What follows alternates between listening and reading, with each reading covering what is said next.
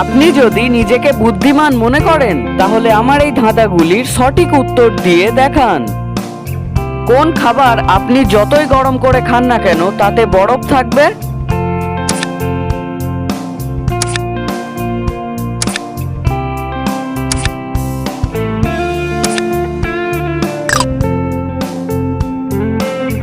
ভাতের ইংরাজি হলো রাইস, আর রাইস বানানে আইস আছে। আইস মানে বরফ, তাই ভাত আপনি যতই গরম করে খান না কেন তাতে আইস মানে বরফ থাকবে।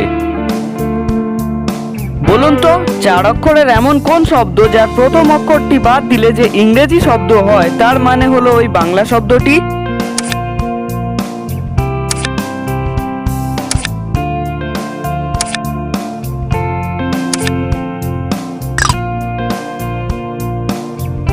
উত্তরটা কি আপনি পেরেছেন? এখানে সঠিক উত্তর হবে দেওয়াল।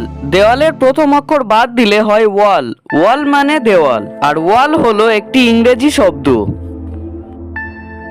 দেখি আপনার বুদ্ধি কত। বলুন তো, 6কে না ঘুরিয়ে আপনি 9 কিভাবে করবেন?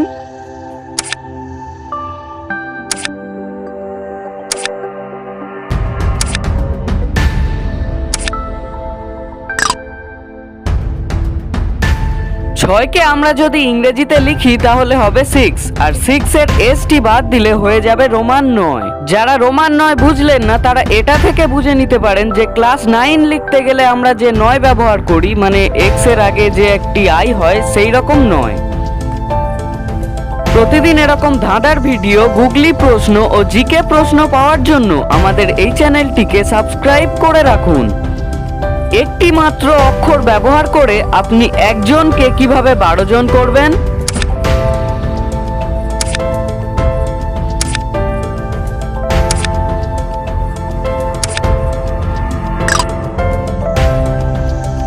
খুবই সহজ, শুধু জন এর আগে ড যোগ করে দিলে হয়ে যাবে 1 ডজন, আর 1 ডজন মানে 12 জন। ধরে নিন আপনার হাতে একটি পাউরুটি দেওয়া হয়েছে, আপনি মাখন কোন দিকে লাগাবেন?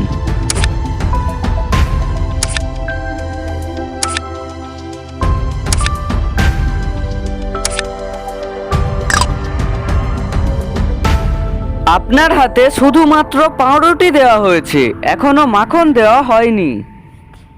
ভিডিওটি ভালো লাগলে অবশ্যই একটি লাইক করবেন, আর ভিডিওটি ইন্টারেস্টিং মনে হলে আপনার বন্ধুদেরকেও শেয়ার করে দেখুন না, ওরা এই প্রশ্নের উত্তর দিতে পারে কিনা।